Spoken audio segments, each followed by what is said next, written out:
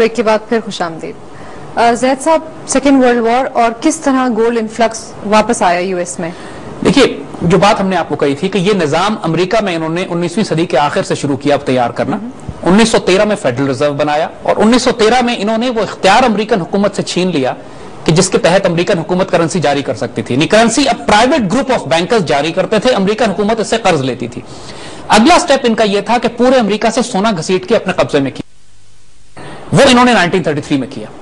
وہ تب قانون یہ بنا دیا کہ امریکہ آپ سونا نہیں رکھ سکتے ہیں، سارا سونا لیا اپنے پاس لے لیا۔ اس کے بعد لوگوں سے اگین جیسے کہا کہ 41% ڈیویلیو کر کے لوگوں کو سونا آفر کیا، لیکن لوگ کرنسی استعمال کرتے رہے، وہی رسیدیں استعمال کرتے رہے۔ سونا کون لے کے پھرتا؟ آہستہ آہستہ سونے کو انہوں نے کہا کہ فیڈرل ریزرو کے سٹاکس میں، بینکوں میں سونا رکھا جائے گا، لوگ کرنسی استعمال کریں گے۔ ان کا امریکہ کی حد تک پلان پورا کامیاب ہو چکا تھا 1934 تک، یعنی امریکہ کے سونے پہ قبضہ کر لیا انہوں نے، امریکن حکومت سے نوٹ چھاپنے کا انہوں نے اختیار لے لیا، اپنے پاس سونے کے ریزرو بنا لیے، فیڈرل ریزرو بنا لیا جس کے نیچے چھوٹے چھوٹے بینک تھے۔ وہ چھوٹے بینک امریکن قوم کو سود پہ قرضہ دیتے تھے، اور فیڈرل ریزرو امریکن حکومت کو قرضہ دیتی تھی۔ یعنی وہ کرنسی جو خود امریکن قوم کی ہے، وہ امریکن قوم نہیں چھاپ سکتی، لیکن ان کی حکومت قرض لیتی ہے فیڈرل ریزرو سے، اور اس کے بعد خرچ کرتی ہے، اور پھر فیڈرل ریزرو کو سود پہ ادائیگی کرتی ہے جس کے لیے اپنی قوم کو نوچتی ہے وہ۔ یعنی کمال دیکھیں اس اتنے بڑے فراڈ کا، دنیا میں اس سے بڑا فراڈ نہیں بنا آج تک کہ جو فیڈرل ریزرو اور امریکن حکومت اور امریکن گورنمنٹ اور امریکن عوام کے درمیان انہوں نے یہ نظام قائم کیا ہے۔ 1913 میں اس کا آغاز ہوا، 1933 تک امریکن قوم ختم ہو چکی تھی، پوری امریکن قوم پر فیڈرل ریزرو قبضہ کر چکا تھا، جو کہ چند فری میسونک یہودی زائنسٹ بینکرز ہیں جو کنٹرول کرتے ہیں۔ ان لوگوں نے پھر پلان کیا کہ ہمیں پوری دنیا سے سونا گھسیٹنا ہے، اور اس کام کے لیے جنگیں بڑی کام آتی ہیں۔ آپ کو سیکنڈ ورلڈ وار کی ہسٹری میں یہ بات ملے گی کہ کس طرح ہٹلر کو انہوں نے فائنانس کیا، کس طرح انہوں نے جنگیں برپا کرنے کے لیے انہوں نے فائنانس کی دونوں طرف۔ یہ تاریخ بہت لمبی طویل ہسٹری ہو جائے گی، ہم صرف شارٹ بات کرتے ہیں کہ آپ یہ نوٹ کریں اگر ایک بات کہ دنیا میں صرف 2 جگہیں ہیں جہاں پہ سونے کے ذخائر پڑے ہوئے تھے، لیکن یورپ میں بھی اور امریکہ میں بھی، لیکن وہاں جنگیں نہیں ہوئی، ایک سوئٹزرلینڈ میں اور ایک امریکہ میں۔ یعنی ساری دنیا، یورپ کا سونا ذخائرات، جنگیں پورے یورپ میں آگ لگی ہوئی تھی، لیکن جرمنی سے لے کر تمام مخالفین تک جو آپس میں لڑ رہے تھے، سوئٹزرلینڈ میں ایک جنگ نہیں ہوئی۔ سوئٹزرلینڈ کے بینکر سونے کے ذخائر جمع کر رہے تھے، حالانکہ جس ملک میں دولت ہو اور اس کے آس پاس جنگ ہو رہی ہو، سب سے پہلے تو وہاں حملہ کرنا چاہیے، لیکن کسی نے وہاں حملہ نہیں کیا۔ ریزن بینگ کہ وہ فائنینسیئرز تھے، وہ ہر طرف پیسہ رکھ بھی رہے تھے، لوگ ان کے پاس جمع بھی کروا رہے تھے اپنی جنگ سے گھبرا کر۔ اور امریکہ کے بینکرز نے یہ کیا کہ جو پوری وار ایفرٹ تھی اس کو فائنانس کیا امریکنز نے، پوری یورپین وار ایفرٹ کو، اور یورپ کے ہر ملک سے جو پیمنٹ لی ہے انہوں نے وہ کرنسی میں نہیں لی، سونے میں لی ہے۔ یعنی نتیجہ یہ ہوا سیکنڈ ورلڈ وار کا جو فائدہ یہودیوں کو ہوا ہے وہ ناقابل بیان ہے۔ پہلے تو انہوں نے 60 لاکھ یہودیوں کی کہانی بنائی جس کی وجہ سے انہوں نے دنیا میں اتنا پروپیگنڈا کیا کہ لوگوں کی ہمدردیاں ان کے ساتھ ہوئیں، اور انہوں نے اسرائیلی ریاست کے قیام کرنے کے لیے بنیاد بنائی۔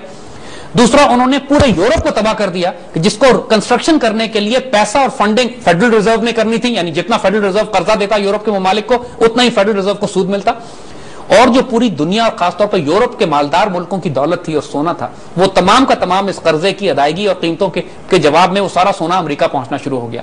سیکنڈ ورلڈ وار کے آخر تک حال یہ تھا کہ دنیا کے 80% سونے کے ذخائر دنیا سے نوچ نوچ کے امریکن فیڈرل ریزرو میں پہنچ چکے تھے۔ یعنی اس خوفناک گیم پلان کو اب یہ پورے یورپ تک پھیلا چکے تھے جو انہوں نے 1913 میں فیڈرل ریزرو سے شروع کیا تھا۔ سیکنڈ ورلڈ وار کے آخر تک انہوں نے جب سونا بھی حاصل کر لیا، اور اب اس نظام کو انہوں نے پوری دنیا پہ پھیلانا تھا، اور اس کے لیے ایک ایگریمنٹ انہوں نے کیا جس کو بریٹن ووڈ ایگریمنٹ کہتے ہیں۔ یعنی یہ وہ ایک نظام ہے جس میں انہوں نے یونائٹڈ نیشن سے قیام عمل میں لائے، جس کے لیے ورلڈ بینک بنایا گیا، جس کے لیے IMF بنایا گیا، انٹرنیشنل مانیٹری فنڈ پرٹیکولرلی ایک ایسا ادارہ انہوں نے بنایا جس کا مقصد یہ تھا کہ یہ قانوناً IMF کے پوائنٹس میں، چارٹر میں یہ لکھا ہوا ہے کہ دنیا کا کوئی ملک گولڈ کرنسی نہیں استعمال کر سکتا، اور نہ کوئی ایسی کرنسی استعمال کرے گا جس کی پشت پر سونا موجود ہوگا۔ ان لوگوں نے پورے یورپ کی، چونکہ کرنسی تو ختم ہو چکی تھی، جنگ کی وجہ سے وہ حکومتیں ہی تباہ ہو گئی تھی، سونا پیچھے تھا نہیں، سونا امریکہ اٹھا کے لے گئے تھے سارا، تو ردی کاغذ تھی کرنسیز ان کی ساری۔ یعنی جیسے ہم نے پہلے مثال دی نا آپ کو کہ جب سونا پیچھے سے غائب ہو جائے تو وہ رسیدیں جو ایشو کی ہوئی ہیں وہ جعلی رسیدیں۔ بریٹن ووڈ ایگریمنٹ میں انہوں نے فیصلہ کیا کہ اب چونکہ اپنے نظام کو پھیلانا اور چلانا ہے، لوگوں کا اعتبار بھی قائم رکھنا، ایک دھوکہ، ایک فراڈ، ایک سامری کا جادو ہے جو انہوں نے بنایا۔ سامری نے بھی یہی کیا تھا کہ پوری قوم کا سونا گھسیٹ کے ان کو ایک پتلا بنا کے دے دیا جادوئی، اور کہا کہ اس کو پوجو، ان لوگوں نے بھی یہی کیا ہے کہ پوری دنیا سے سونا گھسیٹ کے اکنامک سسٹم کا ایک بت بنا کے دے دیا لوگوں کو کہ یہ تمہارا خدا، اس کو پوجو. یہ یورپ اور امریکہ کے اندر یہ نظام انہوں نے سیکنڈ ورلڈ وار تک قائم کر دیا تھا.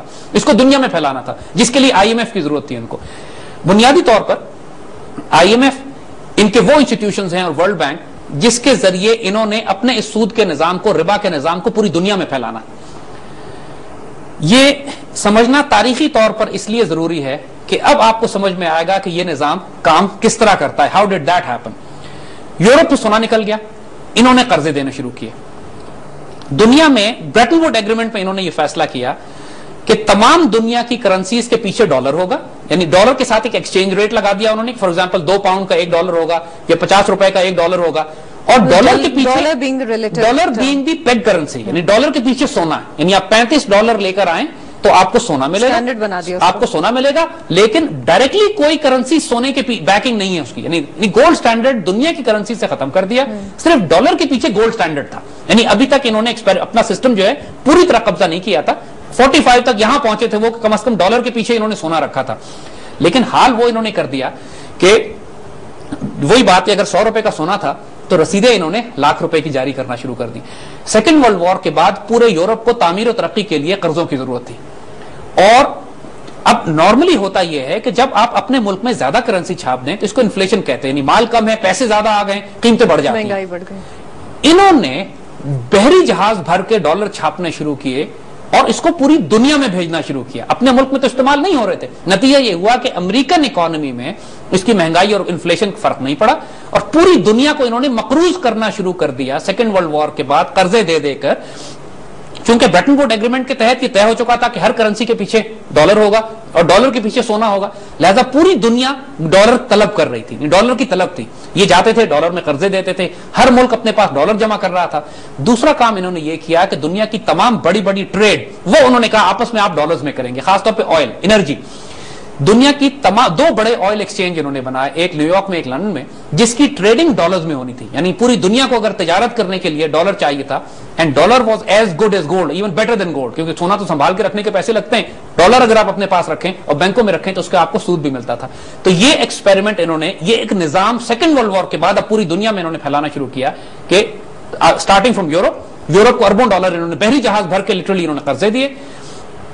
چونکہ یورپ تو تباہ ہو چکا تھا، اب اس کی ادائیگی میں سونا یہ پہلے لے جا چکے تھے، اب یورپ کام کر کر کے یہ سود ان کو واپس بھیج رہا تھا. اب ایک بات ذہن میں رکھیے گا، یہ قرضہ امریکن حکومت یورپ کو نہیں دے رہی تھی، فیڈرل ریزرو یورپ کو دے رہا تھا امریکن حکومت کے ذریعے. یعنی فیڈرل ریزرو 6% سود کے اوپر یا 10% سود پہ امریکن حکومت کو دیتا تھا، امریکن حکومت 20% سود پہ آگے یورپ کو دیتی تھی. یعنی یہ سود در سود کا نظام، اور بینیفٹ کس کو ہو رہا تھا؟ جو یورپ جو سود، پورا یورپ جو سود ادا کرتا تھا اس کا بینیفٹ فیڈرل ریزرو کے یہودی بینکرز کو ہوتا تھا. سید صاحب پروگرام کا وقت ختم ہو چکا ہے. I am sure it's very interesting discussion. ہمارے دیکھنے والوں کو بھی بہت گرپنگ لگ رہی ہوگی اس وقت. میں خود جاننا چاہتی ہوں اس کے بارے میں، اور لیکن ہر بار کی طرح پروگرام کا وقت اب ختم ہو چکا ہے.